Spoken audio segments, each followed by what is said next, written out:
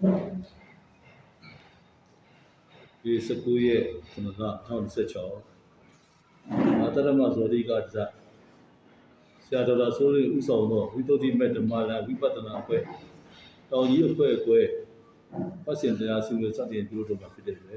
။အဲ့ဆိုဘုရားရှင်ဤပုံတော်ဘုံတော်ဉာဏ်တော်တို့ကိုပူဇော်ကြောတော်အဖြစ်နမောတတ3ကြိမ်ရွတ်ဆိုပူဇော်ကြောကြပါဘုရား။နမောတတဘဂဝါတောအရဟတောသမ္မာသမ္ဗုဒ္ဓတ္တနမောတတဘဂဝါတောအရဟတောသမ္မာသမ္ဗုဒ္ဓတ္တနမောတတဘဂဝါတောအရဟတောသမ္မာသမ္ဗုဒ္ဓတ္တဒီဆွေးနွေးမဲ့တရားကောင်းစဉ်ကတော့ဗုဒ္ဓမှာကြအနတ္တတရားတဲ့နော်။မှန်တော့အနတ္တလက္ခဏာတုတ်ကိုဆွေးနွေးမှာဖြစ်ပါတယ်။ဒါပေမဲ့ဗုဒ္ဓမှာကြလို့ပြောရတာဘာဖြစ်လို့ရှိရင်ဗုဒ္ဓမြတ်စွာဘုရားပွင့်ရင်တော့နော်အနတ္တဆိုတာလူတွေကြားတော့မကြားဘူးနော်။အတ္တနဲ့ပဲနေ့စဉ်ကျင့်သုံးဆောက်တည်နေကြတယ်။အတ္တနဲ့ပဲတန်တရားတည်နေကြတယ်နော်။အဲ့တော့ဗုဒ္ဓမြတ်စွာဘုရားမပွင့်ခင်မှာနော်ဘုရားပွင့်တော်မယ်ဆိုပြီးတော့မှနှစ်ပေါင်း1000လောက်တည်းကနော်သတင်းထွက်နေတာပေါ့နော်ဘုရားပွင့်တော်မယ်ဘုရားပွင့်တော်မယ်ဆိုပြီးတော့အဲ့ဒီမှာနော်ဒိဋ္ဌိဆရာကြီးရတယ်သူတို့ပဲဘုရားသူတို့ပဲဘုရားဆိုပြီးတော့မှသူတို့တရားနဲ့သူတို့နော်ကျင့်သုံးပြီးတော့မှဟောပြောနေကြတာဒါပေမဲ့သူတို့ရဲ့တရားတွေကအနတ္တတရားတစ်လုံးမှမပါအခုခေတ်လူတွေကျွန်တော်မေးကြည့်သွားပြောပါဘုရားပွင့်ရင်တော့ဒိဗ္ဗံရောက်တော့တရားတွေရှိတာရှိတယ်ပြောမှာနော်ပြောခဲ့တယ်ဝိပဿနာတရားရှိလားလို့မေးရင်လည်းရှိတယ်လို့ပြောတယ်ဝိပဿနာတရားဆိုသူတို့ဝိပဿနာအကျင့်တွေရှိတယ်တဲ့နော်အဲ့လိုပြောတယ်ဒါပေမဲ့နော်ကျွန်တော်တို့စကားတန်တာတူမယ်ဝိပဿနာဆိုတဲ့စကားလုံးကတူမယ်အကျင့်တရားကြတော့သူတို့ကအတ္တနဲ့ဝိပဿနာလုပ်တာအတ္တနဲ့နိဗ္ဗာန်ရောက်ကျွန်တော်တရားခေါ်တာဖြစ်တယ်နော်ဒါမို့လို့အဲ့ဆိုဘုရားရှင်ဟာနော်ကျွန်တော်တို့အတ္တဝါဒမဟုတ်ဘူးနော်အနတ္တဝါဒသာဖြစ်တယ်နော်အခုသိပ္ပံပညာဒီထုံးကဘယ်လောက်ပဲထုံးနေနော်ဟုတ်လားအနတ္တအကြောင်းအကျိုးဆိုတာကိုဒီသိပ္ပံပညာရှင်တွေကြောက်မှနားမလဲကျွန်တော်တို့ဗုဒ္ဓဘာသာဝင်တွေပဲဒါလက်ခံကျင့်သုံးကြတာဖြစ်တယ်နော်မြတ်စွာဘုရားရှင်ရတယ်စပြီးတော့မှဘုရားပွင့်ပြီဆိုတဲ့ဟိုကဒီအတ္တဝါဒကိုတွန်းလာပြီးတော့မှအနတ္တဝါဒတည်ထောင်တာဖြစ်တယ်။အောက်မို့ဗုဒ္ဓဝါဒဘာလဲဆိုရင်အနတ္တဝါဒနော်။နောက်ကကျတော့နောက်ဝါဒတစ်ခုရှိသေးတယ်။ဘာဝါဒလဲဆိုရင်ကာမအနတ္တဝါဒီကာမဝါဒီဝိပဿနာဝါဒီနော်။ဗုဒ္ဓဝါဒ၃မျိုးရှိတာနော်။အနတ္တဝါဒတော့အဓိကအနတ္တဝါဒနဲ့ကံကံအကျိုးကိုဟုတ်လားယုံကြည်ရဲနော်။ကံကံအကျိုးယုံကြည်ရဲဆိုတာလေကျွန်တော်လမ်းမတော်ပြောခဲ့တယ်နော်ဆရာမကြီးကမလေးကခိုးရှိတယ်ဆရာမကြီးသူကဒေးတယ်ချတယ်ဆရာမကြီးငယ်လာပါအော်လိုက်ပုတ်တယ်ဆရာမကြီးအဲ့ဒါဘူးကြောင့်ဖြစ်တာလဲဆိုမလေးကသူ့ကြောင့်ဖြစ်တာလေအဲ့တော့ကျွန်တော်ကပြောပြတယ်နော်ကာမတက္ကရာတမာဒိဋ္ဌိကံကံအကျိုးမြတ်စွာဘုရားရှင်ဟောကြားရတဲ့ယုံကြည်ရဆိုရှင်သူ့ကြောင့်လည်းမဟုတ်ငါကြောင့်လည်းမဟုတ်နော်ဟုတ်လားတချို့ကနော်ပညာမရှိတဲ့လူတွေကတော့သူများကြောင့်လို့ပြောတယ်လက်ကျိုးထိုးတာပါသူများပညာနည်းနည်းရှိတဲ့လူတွေကကိုယ့်ကြောင့်လို့ပြောတယ်မလေးကပညာရှိသေးတယ်နော်ဗုဒ္ဓဝါဒမြတ်စွာဘုရားရဲ့တရားကိုယုံကြည်ပြီးတော့မှယုံကြည်လက်ခံတဲ့လူတွေနော်ဒီကပညာရှိတွေကြတော့နော်သူ့ကြောင့်လည်းဟုတ်တယ်ငါကြောင့်လည်းဟုတ်တယ်နော်ဟုတ်ကအကြောင်းပြည့်စုံလို့လည်းဟုတ်တယ်ကံတယောက်စလုံးရဲ့ကံအကြောင်းကြောင့်လည်းဟုတ်တယ်နော်အဲ့တော့လက်တွေ့မှာဖြစ်နေတဲ့ကားရဲ့ဆုတ်ချမှုကြောင့်လည်းဟုတ်တယ်နော်အဲ့လိုအကြောင်းကောင်းတွေပြည့်စုံလို့သာဟုတ်လားကောင်းကျိုးတွေဆိုးကျိုးတွေဖြစ်ပေါ်လာဖြစ်ပါတယ်နော်ဒါမို့လို့ဘုရားဝါဒအနတ္တဝါဒီကာမဝါဒီဝိပဿနာဝါဒီနော် ဗုဒ္ဓကဘာပြောလဲပြဿနာဖျားရှင်ဘာပြောလဲဆိုငါပြောတယ်ငါဟောကြားတယ်ဆိုပြီးတော့လေငါ့ကိုယုံကြည်ပြီးတော့မှငါပြောတဲ့စကားအမှန်လို့လည်းကိုယ့်ကိုမယုံနဲ့နော်နောက်ကကျမ်းစာတွေရှိခဲ့လို့ပိဋကသုံးပုံရှိခဲ့လို့ပိဋကသုံးပုံထောက်သားရှိရဲ့ဒါကြောင့်ဖန်တယ်လို့လည်းမယူနဲ့တဲ့နော်နောက်ကကျတော့အရှိလူကြီးတွေကနော်ဘိုးဘွားတွေကနေပြီးတော့မှဆွဆုံးမခဲ့တယ်ဒီအစဉ်ဆက်ဆွဆုံးမခဲ့တယ်ဆိုတဲ့အတွက်ဒီတရားမှန်တယ်ဆိုပြီးတော့လည်းမယူနဲ့တဲ့နော်အဲ့တော့လက်တွေကိုယ့်ကိုငါပြောတဲ့တရားကိုလက်တွေကျင့်ကြံအားထုတ်ကြည့်အားထုတ်လို့မှငါပြောတဲ့အတိုင်းမှန်တယ်ဆိုတော့မှယုံကြည်ပါနော်လက်စောပြောခြင်းအဲ့လိုမိမှာလေးအဲ့ဒါကဘာဆိုဝိပဿနာဝါဒပဲနော်ဝိပဿနာဝါဒဆိုတာလက်စောပြောခြင်းကနော်ကျင့်သုံးခိုင်းခဲ့တာဖြစ်ပါလေနော်ဒါလို့ကိုယ့်ကိုဟလာအားထုတ်မယ်ကျင့်ကြံအားထုတ်မယ်ပြီးရင်သုံးသပ်မယ်ဆင်ခြင်မယ်နော်မှတ်ကမ်းပြီးဆိုရှင်လက်တွေ့ဘဝမှာတကယ်ကိုနော်ချမ်းသာတဲ့လမ်းနိဗ္ဗာန်ရောက်တဲ့လမ်းဆိုတာသိကြပြီဆိုတော့မှနော်ယုံကြည်ပါတယ်ဘာလို့လဲဆိုတော့မြတ်စွာဘုရားရှင်ကိုယ်တိုင်6နှစ်လုံးလို့အဲ့လိုမသုံးသက်ခဲ့လို့နော်ဘုရားဖြစ်ရင်ပြီးရောဆိုပြီးတော့မှဆရာကြီးတွေပြောတဲ့အတိုင်းနော်ဒီလိုလို့တော့ဘုရားဖြစ်မှာပဲဆိုပြီးတော့မှကိုယ့်ကိုယ်နှိမ့်နှိမ့်ဆက်တဲ့အတ္တကိလမ္ပံယောဂနော်တရားကိုဒါနော်ပြင်ပမစေးရဲ့လေကြည်ကြအထုတ်ခဲ့ပြီးတော့မှအချီးကြီးအလားအစာဖြစ်ခဲ့ရနော်ဒါကို6နှစ်ပြည့်တဲ့အခါကျတော့မြစ်စိမပရိပဒါဆိုတဲ့ဘဂင်8ပါးအကျင့်တရားကိုအားထုတ်မှပဲနော်ဒီတပ်ပိဋကဉာဏ်တော်ရရှိပြီးတော့မှနိဗ္ဗာန်ကိုရောက်ရှိတာဖြစ်ပါတယ်နော်အဲ့တော့ကျွန်တော်တို့အရင်တစ်ပတ်ကဆွေးနွေးခဲ့တယ်နော်ဓမ္မစကြာတရားဦးအဓိကမြစ်စိမပရိပဒါအဲ့ဒါဘာလဲဆိုရင်ဘဂင်8ပါးအကျင့်တရားနော်ပထမဦးဆုံးကဘာမဲ့ခင်လဲဆိုရင်တမာဒိဋ္ဌိမဲ့ခင်နော်မှန်စွာရှုမြင်ခြင်းနော်အဲ့တော့မှန်စွာရှုမြင်ခြင်းဆိုခုနပြောရဲဘယ်လိုရှုမြင်ရလဲဆိုရင်ကံရဲ့အကြောင်းအကျိုးယုံကြည်တဲ့ကမ္မတက္ကရာတမာဒိဋ္ဌိမှန်စွာရှုမြင်ဆုံးဖြတ်တာပေါ့နော်ဆုံးဖြတ်တယ်ဒီအခါကျတော့ဟလာဇာနာတမာဒိဋ္ဌိဆိုတော့ခုနမှန်ကန်ရှုမြင်ဆုံးဖြတ်ထားတဲ့နော်ရုပ်ကိုယုံမှသိတယ်နာမ်နာမ်မှသိတယ်အကြောင်းအကျိုးနတ္တတွေသိပြီးတော့ပါနော်ဒီပေါ်မှာပဲဟလာအာယုံစိုက်ပြီးတော့မှရှုမှတ်နေတဲ့ယောဂီရဆိုရှင်ဒါနော်ဟလာဇန်ဘိညာဉ်လေးရလာမှာဖြစ်ပါတယ်ဒါကိုဇာနာတမာတိအဲ့ဒီပေါ်မှာအဲ့ဒီတမာတိကိုယူပြီးတော့မှရုပ်နဲ့ဒီသဘာဝတရားနော်ဒီရုပ်နဲ့တွေကလည်းဟလာနော်အကြောင်းကျိုးအနတ္တဘာလားဆိုတဲ့ပစ္စယပရိကနော်တရားတွေပေါ့နော်ပြီးတဲ့ခါကျတော့ဒီရုပ်နဲ့တွေကနော်အကြောင်းကျိုးဟလာအကြောင်းပြည့်စုံဖြစ်တဲ့အကြောင်းရင်းတဲ့အခါဆိုချုပ်တောက်သွားတယ်ဆိုတဲ့အခါကျတော့မမြဲတဲ့တရားပါလားဆိုပြီးတော့နေစာမမြဲတဲ့အတွက်ဆင်းရဲတယ်ဆိုတဲ့ဒုက္ခနော်ဆင်းရဲမမြဲတဲ့တရားဆင်းရဲတဲ့တရားတွေကိုဟလာကိုယ်ပိုင်ကိုယ်ဆိုင်လို့မရဘူးကိုယ်လိုတိုင်းမဖြစ်ဘူးဆိုတာအနတ္တနော်ဒါကိုအိဋ္ဌဒုက္ခအနတ္တကိုဒါမြတ်စွာဘုရားရှင်ကဓမ္မစကြာတရားမှာတော့ဒါစကဥတန်းခဲ့တယ်ဒါပေမဲ့လည်းမကူပြောင်းသေးဘူးနော်အနတ္တကိုမကူပြောင်းသေးဘူးအနတ္တမှာကနော်ဟလာဘိုက်ပေါ်မှာရေးထားတယ်အနတ္တဆိုတာအနတ္တရဲ့အဓိပ္ပာယ်က၄မျိုးရှိတယ်နော်အနတ္တရဲ့အဓိပ္ပာယ်က၄မျိုးရှိတယ်အနတ္တရဲ့လက္ခဏာ၅မျိုးရှိတယ်ကျွန်တော်တို့ဟာလားဥပမာဓာတ်ကြီး၄ပါးမှာရှိတယ်ပထဝီရဲ့အဓိပ္ပာယ်ကနော်ပထဝီရဲ့အဓိပ္ပာယ်ဘာလဲဆိုရင်ဟာလားသိသိချင်းနော်သိသိချင်းတရားကိုပထဝီရဲ့အဓိပ္ပာယ်နော်အဲ့တော့မာလို့ရှိရင်လည်းပထဝီပဲပြုတ်လို့ရှိရင်လည်းပထဝီပဲဟုတ်လားဘာလားပထဝီရဲ့လက္ခဏာဟုတ်လားပစ္စည်းတစ်ခုကိုထိလိုက်လို့မာတယ်ဆိုရင်ဒါပထဝီဓာတ်ပဲသိသိစားဒီလိုပဲနော်အနတ္တလက္ခဏာဆိုတာလေနော်ဟုတ်လားသူ့ရဲ့အဓိပ္ပာယ်ကတသက်နော်သူ့ရဲ့အဓိပ္ပာယ်ကတော့ရေးထားတယ်နော်ဟု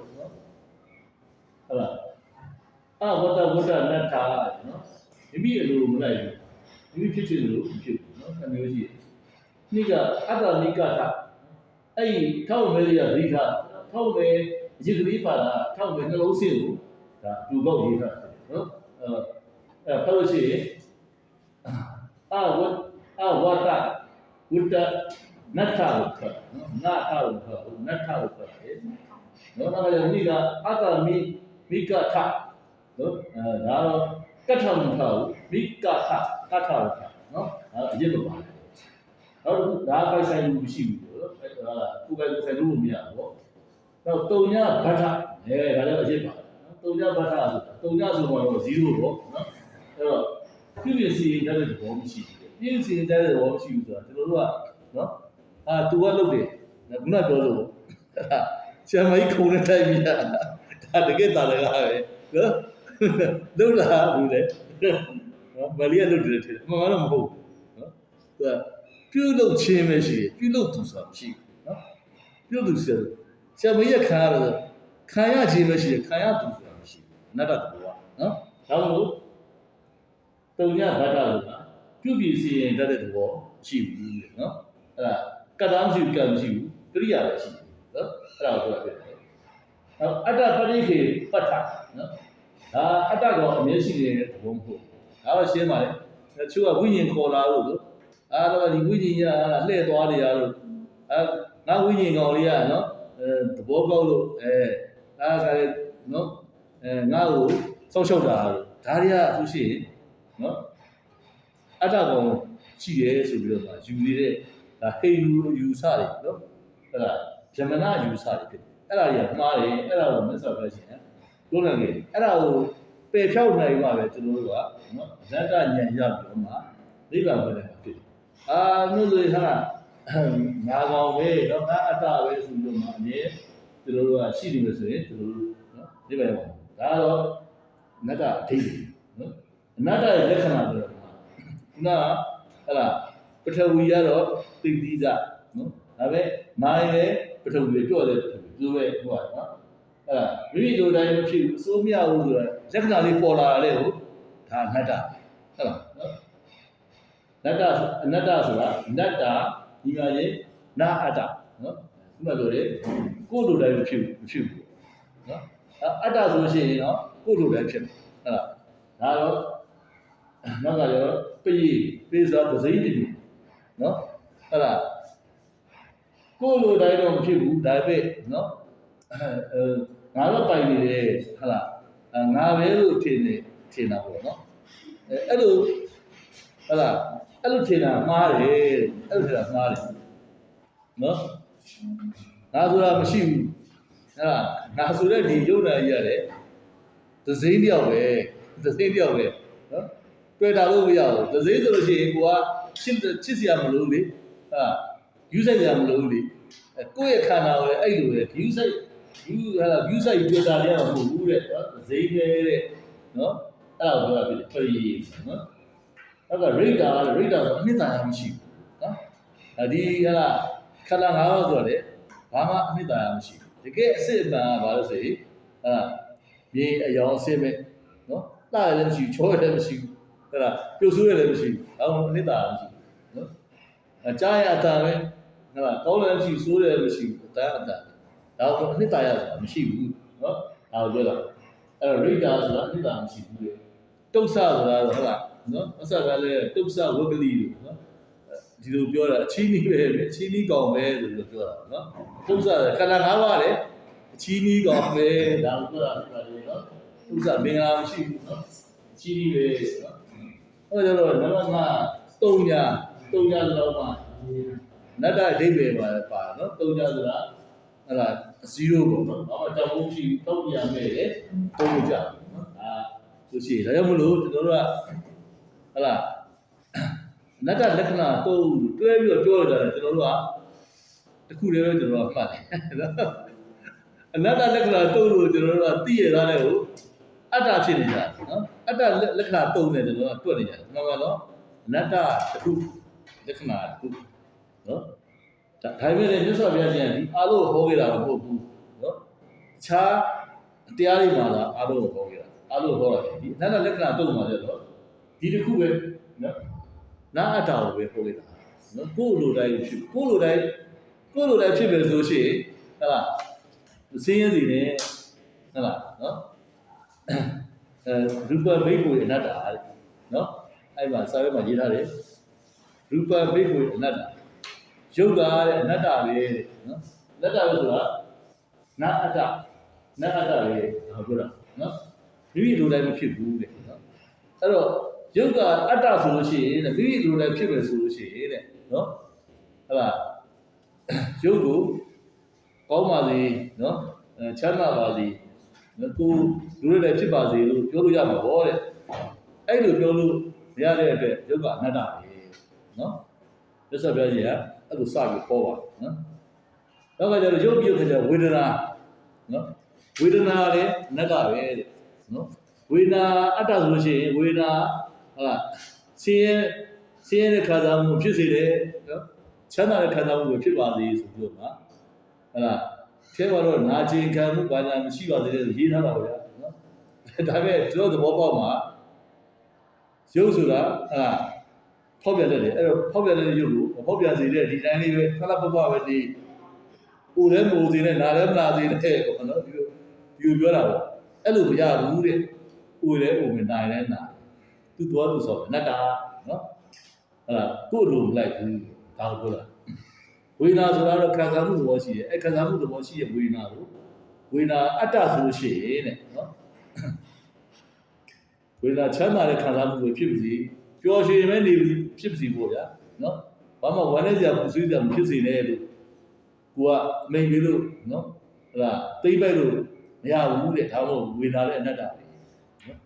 ပညာမှတ်သားမှုလည်းဒီလိုပဲကောင်းတာတွေပဲမှတ်သားမယ်နော်ကြည့်လို့ကောင်းတာတွေပဲတွေ့ပါစေမကောင်းတာတွေမတွေ့ပါစေနဲ့ကောင်းတဲ့အတန်တွေပဲကြားပါစေဆိုပြီးတော့မှဒီလိုနော်တင်ညာပေါ်မှာဟုတ်လားကျွန်တော်တို့ကကိုလိုချင်သလိုတုံးလို့မရဘူးလေဒါမှတင်ညာလည်းအနတ္တပဲသင်္ခါရဆိုရဲနော်တိုက်တွန်းလို့ဆိုလို့ပါတယ်ဟုတ်လားကောင်းတာလေးပဲတိုက်တွန်းဟုတ်လားချမ်းသာစရာနော်ပျော်ရွှင်စရာတွေပဲတိုက်တွန်းဆင်းရဲစရာတွေတခုမှမလာတဲ့တိုက်တွန်းနော်ဆိုပြီးတော့မှလုပ်လို့ရတာမရဘူးတဲ့ဒါမှမဟုတ်သင်္ခါရလည်းအနတ္တပဲနော်နောက်ခါကျတော့ဝိညာဉ်ဆိုတဲ့သိမှုဝိညာဉ်ဆိုတဲ့သိမှုတွေရတယ်ဒီလိုပဲသူတို့ကောင်းတာတွေနော်ချမ်းသာစရာတွေပဲဟုတ်လားတာယာစရာတွေပဲပေါ့ဗျာတာယာလည်းသိတယ်ကျတဲ့ငါကျင်စရာတွေဘာတွေဘာမှမသိစေနဲ့နော်အဲ့တော့မြတ်စွာဘုရားတို့တိတ္တမင်းသားလေးဘုရားတော်မှာသူတော်ရမီခပြီးတော့သူတော်ရမီရနော်အဲ့ဒါဒီပိဿဝဂ်ငါးပါးထဲမှာပါတယ်ကောဏိညနဲ့ကျတဲ့ပုံသားနော်6ယောက်ပေါ့အလုံး9ယောက်ကဒီ9လသားလေးကိုဟုတ်လားနမိတ်ဖတ်ပြီးတော့ဟောကြားတဲ့အခါမှာကျတဲ့ပုံသား6ယောက်ဆိုလက်နဲ့ချောင်းထောင်နော်ဒီမင်းသားလေးအားတဲ့နော်ကြိုင်လက္ခဏာနဲ့ပြည့်စုံတယ်ခြေပွားတွေရတဲ့ကလည်းလက္ခဏာကြီးပြီး80ဟုတ်လား32လက္ခဏာတွေကြိုင်လက္ခဏာများနှစ်ဖူးသိကျစ်တွေရောဒါတွေကိုကြည့်လိုက်ရတာအပြင်နှစ်မျိုးဖြစ်မယ်လို့ကြည့်လာလို့ရှိရင်တစ်မျိုးကဟုတ်လားဖျားဖြစ်နိုင်တယ်နော်နောက်တစ်မျိုးကတော့ဟုတ်လားနောက်တစ်မျိုးကတော့ကျွန်တော်တို့စัจ java ဝိမင်းဖြစ်နိုင်တယ်နော်စัจ java ဝိမင်းဆိုတာအခု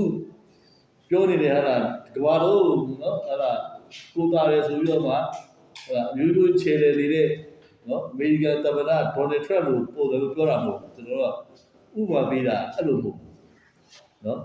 စัจ java ဝိမင်းဆိုတာ10ပါးသီလနဲ့ပြည့်စုံနော်10ပါးနေတိုင်းဥပုသ်ဆောင်တယ်စัจ java တွေဘယင်တော့ဖြစ်တယ်ဒါပေမဲ့နေတိုင်းဥပုသ်ဆောင်နော်10ပါးသီလမြဲတယ်အဲ့လို10ပါးသီလမြဲတဲ့အတွက်သူ့ရဲ့ပုံကံကြောင့်နော်စัจ java ရေနာပေါ်လာစัจ java အဲ့စัจ java ရေနာနဲ့သူသွားတဲ့နေရာသွားလို့ရလူရောက်ပေါ်လာစัจ java ရေနာနော်အဲ့တော့ဒီဟာကိုသွားတဲ့နေရာသွားလို့ရတယ်နော်နောက်ကကျတော့နော်သူကတိုင်းပြည်ကိုလေနော်ကောင်းမွန်တိုးတက်အောင်လုပ်နိုင်တယ်နော်အကုန်လုံးဟိုသူဖြစ်စီလို့အုပ်ချုပ်နိုင်စัจ java ဝိမင်းရနော်သူ့ရဲ့ဖုန်းကလည်းဖြစ်ပေါ်လာအခုလိုသိပ္ပံပညာတွေရောက်နော်ပိုတိုးတက်တဲ့နိုင်ငံနဲ့နော်နိုင်ငံကြီးဝါလာကျင့်သုံးနေတဲ့အခါမဟုတ်ဘူးနော်အဲ့ဒါနော်ကဲမင်းကြီးတရားနဲ့အညီကိုချင်းစာတရားနဲ့အညီအုပ်ချုပ်တဲ့စัจ java ဝိမင်းဖြစ်မယ်လို့ပြောနော်စัจ java ဝိမင်းကအရိယသူတော်စင်တော့မဟုတ်ဘူးသို့တော့ဟဲ့လားမြတ်စွာဘုရားရဲ့ကြိုင်လက္ခဏာနဲ့ပြည့်စုံပြီးတော့မြတ်စွာဘုရားလိုပဲနော်လူသားတွေအားကိုးရအားထားရနော်ပုဂ္ဂိုလ်တူဖြစ်တယ်တဲ့နော်ဒါမှမဟုတ်စัจ java ဝိမင်းဖြစ်နိုင်တယ်ဆိုတော့ဒီလက္ခဏာတွေကိုဒီပုံသားတွေပေါ်တာဖြစ်တယ်နော်အဲ့ဒီထဲမှာမှဟုတ်လားကောဏိညဆိုတဲ့ပုံသားလေးကလက်ချောင်းပဲထောင်တယ်နော်ဒါစัจ java ဝိမင်းမဖြစ်ဘူးဖျားဖြစ်လို့ဖြစ်ရတယ်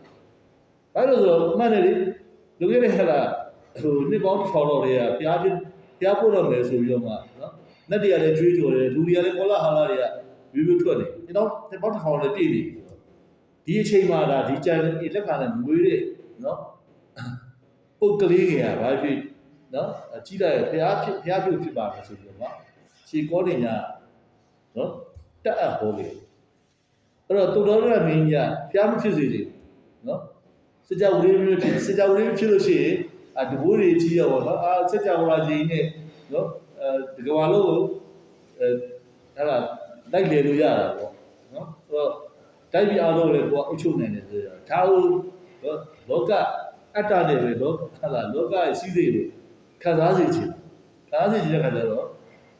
ဟုတ်လားနော်တဝေကတွေရပြီးတော့မှယဟန်ပြုလို့ရှိရင်တော့ဘုရားဖြစ်မယ်အဲ့ခါကျတော့ဘုရားမဖြစ်စေချင်ဘူးနော်ဘုရားမဖြစ်အောင်လို့သူ့ရဲ့ဘာလို့သိခရမင်းသားလေးနော်ဘာမှနော်မကောင်းတာမမြင်စေချင်မကောင်းတဲ့အတားတွေမကြားစေချင်မကြားခိုင်းနော်မကောင်းတဲ့အနံ့တွေမရစေကောင်းတဲ့အစားအစာတွေပဲဟုတ်လားဖန်တီးပေးတယ်ကောင်းတဲ့အထီးအတွေ့တွေညံ့ညောတဲ့နော်လှပတဲ့အထီးတွေနဲ့ပဲနေစီတယ်နော်အဲ့ခါကျတော့နော်ဘာမှဒီဟာတိတ်တတာမင်းသားလေးရဆိုရှင်ဘာမှနော်မကောင်းတဲ့လူနာတွေလည်းမတွေ့ဘူးလူအိုလည်းမတွေ့ဘူးဆေးရဲငတ်ပြတ်နေတဲ့ဒေါင်းစားတွေလည်းမတွေ့ဘူးနော်တာယာနာပြောဝေးနော်သူလမ်းဆောင်30နဲ့တော့နေရဟိုပထမဆုံးဆင်းရနော်စစ်90ဘုံ90ဆိုအဲ့ဒါနွေရာသီဆက်နန်းတော့နော်ဟုတ်လားဗြဟ္မနန်းတော့နော်ဟုတ်လားနွေရာသီဆက်နန်းတော့ဘုံ90ဆိုတော့ရပူတဲ့ချိန်မှာလေတပူဦးလေးနဲ့ဘာမှနော်အဲကုန်းဖွင့်လာလို့ပေါ့အဲ့လိုလေးတာယာနေအောင်ထားတော့နောက်ကကျတော့ဆောင်းရာသီဆက်နန်းတော့ကြတော့မိုးရာသီဆက်နန်းတော့ကြတော့ဘုံ90ဒါကတော့မပူမေးနော်မိုးလိုလေးလိုလေးပေါ့ဟုတ်လားနော်အစီပြပြနေတယ်လို့ထားဆောင်းရာသီဆက်နန်းတော့ကြတော့ဟုတ်လားဗြဟ္မသူဟုတ်လားနော်ဆိုတော့သူရမဆိုလို့ဆောင်းရီဆန္ဒတော်ကိုကျတော့9ဆောင်9တက်နော်ဘုံ50နဲ့ထားတာလို့တာရဲ့ဒါမှမကောင်းတာမဖြစ်စေဘူးနော်ဒါပေမဲ့လည်းဟလာဖျားလောက်ဖြစ်တဲ့အတွက်နတ်တွေကသိတယ်နော်နတ်တွေကနေပြီးတော့မှသူနာသူသေးချမ်းဆိုပြီးတော့နမိတ်ကြီးလေးကိုနော်ကြားလိုက်တဲ့အခါမှာနော်ဖျားလောက်တွေကတိုးထွက်ပြီးတော့မှဖျားဖြစ်တယ်တရားဥဒ္ဓမစကြာဟောတယ်နော်အဲ့တော့တရားဥဒ္ဓမစကြာရတယ်သစ္စာ၄ပါးတရားရတယ်အနတ္တတရားပဲပြန်စဉ်းစားကြည့်လိုက်နော်ဒုက္ခသစ္စာကိုပိုက်ခြားပြီးတော့သိရတယ်ဒီဒုက္ခသစ္စာဘာကြောင့်ဖြစ်တာလဲဆိုရင်အကြောင်းတရားကသမုဒယသစ္စာကြောင့်ဖြစ်တာနော်ဒီသမုဒယသစ္စာကိုပယ်ရသမုဒယသစ္စာပယ်မှဒုက္ခသစ္စာကိုမရဘူးဒါမှမဟုတ်အကြောင်းနဲ့အကျိုးအကြောင်းကိုပယ်တတ်တဲ့တရားမစစ်ကြတရားဆိုနော်နောက်လို့သမုဒယသစ္စာကိုပယ်လိုက်တာသမုဒယသစ္စာချုပ်တာလေဒုက္ခသစ္စာလည်းချုပ်ပြီးဒီယောဒဆိုင်အဲ့နှစ်ခုချုပ်တာကိုဒီယောဒဆိုင်လို့ပြောတယ်အဲ့ဒီယောဒဆိုင်တာတွေကိုအာရုံပြုနေတာကိုမေဃသစ္စာလို့ပြောတယ်အဲ့လိုဖြစ်ဖို့အတွက်ကိုဣဇိကပရိပဒါလေလက်နံနဲ့မေခင်၈ပါးနဲ့ကြည့်ရအဲ့တော့မေခင်၈ပါးကြည့်ရတမ္မာဒိဋ္ဌိတမ္မာသင်္ကပ္ပနော်တမ္မာသင်္ကပ္ပဆိုတာတော့ဝိပဿနာဝါဒပဲနော်ငါအဲ့တော့ဘာမှပြန်လာစင်ញင်ထားတဲ့အတိုင်းသုံးသပ်နော်ဒါမှမဟုတ်အပေါ်တမ္မာဒိဋ္ဌိကိုခံတာသုံးသပ်တယ်လားနော်တမ္မာသင်္ကပ္ပသုံးသပ်တယ်ဆိုတာအပေါ်ကမိစ္ဆာဒိဋ္ဌိဖြစ်နေမိစ္ဆာဒိဋ္ဌိနဲ့သုံးသပ်ပါအပေါ်ကတမ္မာဒိဋ္ဌိဖြစ်မှာတမ္မာဒိဋ္ဌိနဲ့သုံးသပ်နော်ဒါမှမဟုတ်ကျွန်တော်ကတမ္မာဒိဋ္ဌိနဲ့သုံးသပ်ဖို့အတွက်ကိုဒါနော်အနတ္တဖြစ်နေဖို့လိုတာပေါ့နော်အမြင်လို့ရှိရင်ဟာငါပိုင်နေတယ်ဟာနော်ကိုပစ္စည်းဆိုကိုပိုင်နေထင်တယ်ကိုအိမ်ဆိုကိုပိုင်နေထင်တယ်ဒါကြီးကမပိုင်ဘူးနော်ကိုကားဆိုလည်းကိုမပိုင်ဘူးကိုလည်းကိုမပိုင်ဘူးနော်ကိုဘယ်နဲ့သိပဲဆိုတော့သိတာမဟုတ်ဘာနဲ့သိပဲဆိုတော့သိတာမဟုတ်ပြီးဘယ်ဂရိကိုရောက်ပဲဆိုတော့သိတာမဟုတ်ဘယ်ယောဂနဲ့သိပဲဆိုတော့သိတာမဟုတ်နော်ဘယ်သိတိုင်းမှာဟာလားညှို့ရမယ်ညှို့နိုင်လို့ဆိုတော့သိတာနော်ကျွန်တော်အဖေဆိုရန်ကုန်သားရန်ကုန်မှာအေးကြီးတယ်ဒါပေမဲ့တောင်ကြီးမှာလာပြီးတော့ကျွန်တော်စီမှာရှင်းနေနေပြီးတော့ဒီဖြတ်ပြီးတော့စိုးသွားတယ်တောင်ကြီးတိုင်းသားမောင်းလို့တုတ်တာဟာဒီလိုချူတာမျိုးသမီးရဲ့အမဆိုရဲမြကြီးသားမှနေတာ အဲ့ကိစ္စဖြစ်တဲ့အခါကျတော့တောင်ကြီးကကိစ္စကောင်းတယ်ဆိုဒီမှာလာကုရင်လည်းဒီမှာပဲစိုးစိုးဒီမှာပဲဒီကတော့မြကြီးသားပြန်လို့ဆိုတော့မပြီးတော့ဒီသားပြန်မယ်လုပ်တဲ့အချိန်မှာနောက်တစ်နေ့မှာမထနိုင်တော့ထနိုင်မှပြန်လို့ရနော်အဲ့တော့သူ့ရဲ့တင်တဲ့ဒီမှာဖြစ်သွားအဲ့တော့ကိုယ်တင်တဲ့ဘယ်မှာလဲဆိုတာတော့သိတာမဟုတ်ဘူးနော်ဒါမှမဟုတ်ဟာလားကိုယ်ပိုင်ကိုယ်ဆိုင်တစ်ခုမှမရှိဘူးနော်ဒါကကျွန်တော်သမုဒိသစ္စာမှန်နေတဲ့ပြောပြတယ်နော်အဲ့တော့ပြန်ကြည့်မယ်ဆိုရင်ခုနကဟာလားခန္ဓာ၅ပါးလုံးကအားလုံးကအနတ္တကြီးပဲတဲ့ဆိုတော့နော်ဒီလိုပြောတော့အဲ့တော့ဒီအနတ္တဆိုတာကလည်းသူကဒီအနတ္တတိုင်းနေရာမဟုတ်ဘူးနော်ဒီခန္ဓာ၅ပါးကလည်းဟလာကြောင်းတိုက်ဆိုင်ပြီးတော့ဖြစ်လာအဲ့ဖြစ်လာတာဖြစ်တဲ့အတိုင်းနေတာမဟုတ်ဘူးမဖြစ်ဟလာအကြောင်းကင်းတဲ့ခါကျတော့ချုပ်သွားတာနော်ကြောင်းရင်းနဲ့ချုပ်သွားဥပမာကျွန်တော်တို့ဟလာနော်ကလေးလေးမွေးလာတယ်နော်ကြောင်းပြည့်စုံလို့မွေးတာပေါ့သူရှင်းဘဝကလည်းပါမယ်ဒီဟလာဝေသောအကြောင်းတရားတော့ရှိကအကြောင်းကတော့ရှင်းဘဝကုသိုလ်ကံကြောင့်လူဖြစ်လာတယ်နော်ဒီမိဘနဲ့ဒီဆက်ခဲ့လို့နော်ဒီမိဘရဲ့ရှင်ဝင်မှာဒီမိဘရဲ့တာသမီဖြစ်နေနေရတယ်နော်အခုဘဝဒီတဲ့ကံကြောင့်တော့မိဘနှစ်ပါးရဲ့ကျေးဇူးကြောင့်မိဘနှစ်ပါးနေပြီးတော့နာခွင့်ပေးလို့နော်နှုတ်ဆိုလို့ရှိရင်ဟလာရခင်တွေကဟလာနော်သတိသားစီကိုထိုးထားမယ်ကလေးဟလာဖြတ်ချမယ်ဆိုလို့ရှိရင်ကိုကလာလို့ရပါဘူးနော်လာခွင့်ပေးတာကဒါမိဘရဲ့နော်ကျေးဇူးမိဖို့တောင်းကျေးဇူးကကြီးတယ်ဆိုတာဒါပဲနော်ကျတဲ့ကျွေးတာပူရဆောဆောတာမိဘမဲ့ကြေးရည်လည်းကျွေးတယ်နော်နော်ချာဘူစားလူလည်းကျွေးလို့ရပြသမယ်ကျွေးခဲ့တယ်အဓိကမိဘရဲ့နော်အဓိကကျေးဇူးကကောင်းမွန်စွာလူဘဝကိုလာခွင့်ပေးတဲ့ကျေးဇူးပဲနော်ဆရာတော်ကြီးလည်းအမြဲတမ်းပြောဒါတော့ဒီကျေးဇူးကိုသိရမယ်ဆိုတာပြောပြတယ်နော်အဲ့တော့လူတယောက်ကအဲ့လိုနော်မွေးလာပြီးတဲ့ခါကျတော့ပြီးလာဆိုတဲ့ခါကျတော့မွေးပြီးတော့ပြီးမွေးတဲ့တိုင်းလည်းမနေဘူးကြီးလာတယ်ဟုတ်လားနော်မွေးခဲ့တဲ့ကလေးဘဝတွေကပြတ်သွားတယ်ပြီးတဲ့ခါကျတော့ကြီးလာတဲ့ကလေးလူကြီးကဖြစ်လာကြီးတဲ့လူကြီးကတစ်ပြေးပို့လာတယ်ပို့ပြီးတဲ့ခါကျတော့နာပြီးတော့မှသိရတယ်နော်အဲ့တော့အနတ္တသဘောတရားတိုင်းသူကအကြောင်းပြည့်စုံလို့ဖြစ်လာပေမဲ့အကြောင်းပြည့်တဲ့ကချုပ်ပြသွားတယ်မြဲတဲ့တရားမဟုတ်ဘူးဆိုတဲ့ကတော့အိဋ္ဌဖြစ်သွားတော့နော်အဲ့တော့အိဋ္ဌဆိုတဲ့အတိုင်းသူကခိုင်နေနေတယ်ဆိုတာမရှိတော့ဘယ်ရာခိုင်နေနေဆိုတာမရှိတော့နော်ခိုင်နေနေတာလည်းမရှိဘူးဟုတ်လားဥပကောင်းတာလေးကိုကျွန်တော်တို့ကဟုတ်လားကြာကြည့်ချင်တယ်နော်လှပချုံပြရကြာကြည့်ချင်တယ်ကောင်းတဲ့အတန်လေးကိုကြာနားထောင်နေနားထောင်လို့မရဘူးနော်ချိန်ကြလို့ရှိရင်အကြောင်းကင်းချုပ်သွားတာအဲ့ဒီချုပ်သွားတာကနော်ကိုပျော်စရာလားဟုတ်လားချမ်းသာတာလားဆင်းရဲတာလားဆိုတော့ဆင်းရဲဆိုတော့ဒုက္ခနော်ဒုက္ခဟုတ်ကဲ့ဒီဒုက္ခကလည်းနော်ကြာခံလာဆိုတော့အဲ့လိုလည်းမဟုတ်ပြန်ဘူးနော်ဟုတ်လားခုနကောင်းတာလေးချုပ်သွားတယ်ပြီးဒီကောင်းတာလေးကပြန်ပေါ်လာဟောဒီဒုက္ခကြီးကပြတ်သွားပြန်မမြင်ဒီဒုက္ခလည်းဒီဒုက္ခကလည်းဟုတ်လားဒီဒုက္ခကိုလည်းကောင်းတာကြီးလည်းရှိပါသေးလို့နော်ဟုတ်လားပြောလို့လည်းမရကြဘူးနော်တို့လိုမလိုက်ဘူးချမ်းသာတာတွေချမ်းသာစရာတွေပဲရှိပါချမ်းသာတဲ့နော်ဝေဒနာတွေပဲခံစားရပါလားဆိုတော့ကြောင့်လေနော်အဲ့လိုလေနော်ဆွဲထားလို့မရဘူးအဲ့လိုတိုက်တွန်းလို့မရဘူးနော်အဲ့လိုကိုယ်လိုမလိုက်တဲ့အတွက်ဒါအနတ္တပဲဆိုဒါမလို့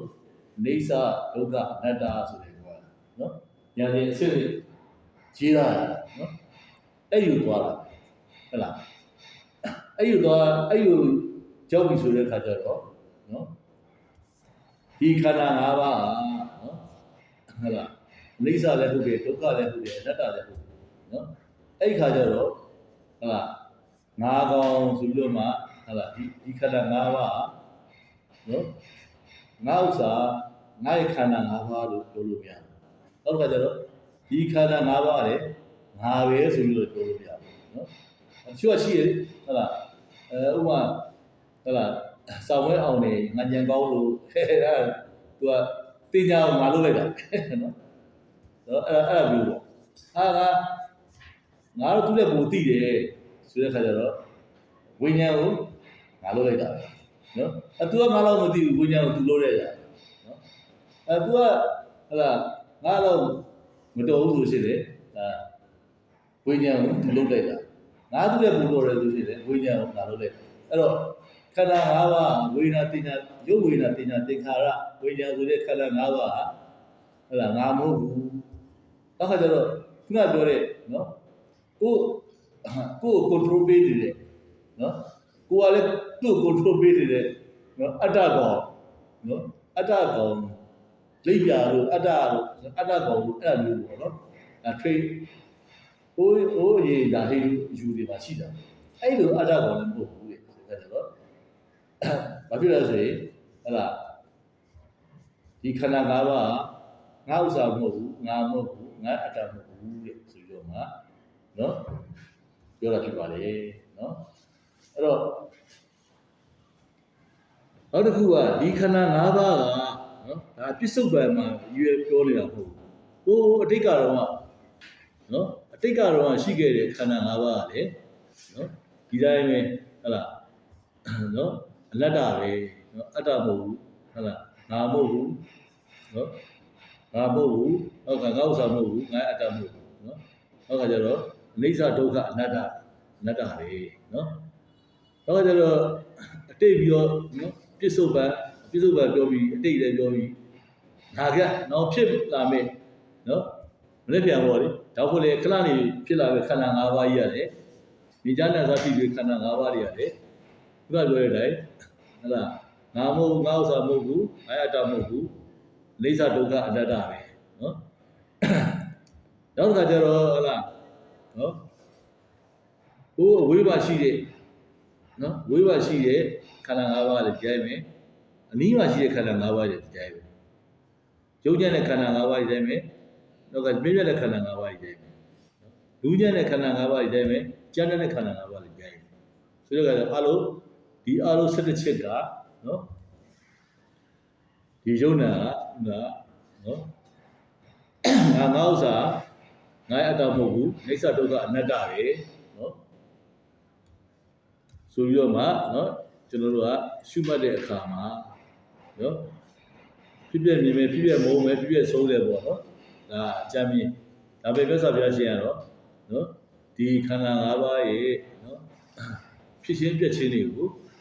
ဘာဖြစ်လာလဲဆိုရှင်ညီးဝေလာတယ်တဲ့နော်ယဟန်ဆိုရှင်ညီးဝေလာပြီးတော့မှဒါမဉ္ဇဉ်ပူဇံတွေဒါဟလာဝင်ရောက်လာတယ်ပြီးရခါကျတော့နိဗ္ဗာန်ကို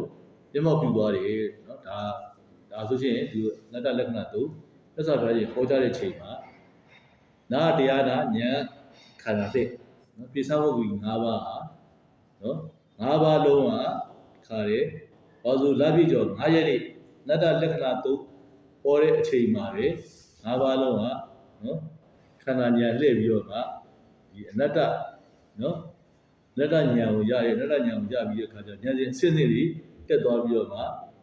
နော်သောတာပန်ဖြစ်ပြီးသားဒီယဟန်ညာဆိုရှင်ဟလာသောတာပန်ကနေပြီးတော့မှဟလာသဂါတပိနော်သဂါတပိမဉ္ဇဉ်ပူဇံရတယ်သဂါတပိနဲ့ပူဇံတစ်ခါပြန်ပြီးတော့မှ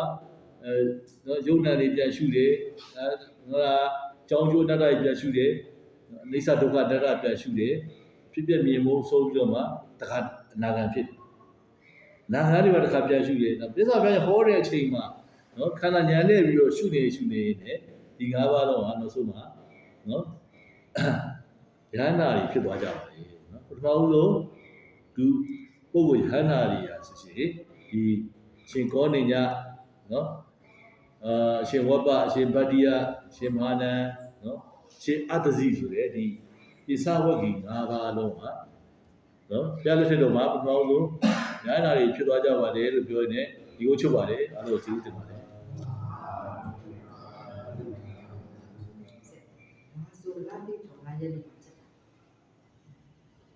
ဒီနာတာလည်းနာတာလိုက်နေမှာဟုတ်တယ်ဘာလို့လာပြည့်နေမှာခြေကောလေးညာသောတာပန်ဖြစ်တယ်သောတာပန်ဖြစ်တယ်အေဟိဘိက္ခုဆိုယဟန်ဖြစ်တယ်နောက်ခါကျတော့ဘာလို့လာပြည့်တော့တရားနေ့မှာရှင်ဝဘနေ့ရက်နေ့မှာရှင်ဗတ္တိယနော် မဟုတ်ပါဘူးဝါဇူလာပြည့်နေ့ဝါဇူ1ရက်2ရက်3ရက်နေ့မှာရှင်မာနံ4ရက်နေ့မှာရှင်အတ္တစီ5ရက်နေ့မှာအနတ္တလက္ခဏာသို့ခေါ်ယန္နာအလုံးဖြစ်နော်ယန္နာတပြိုင်တည်းဖြစ်တယ်သောတာပန်ကတော့တည့်စီဖြစ်တယ်နော်အဲ့ဒါထားပြရအောင်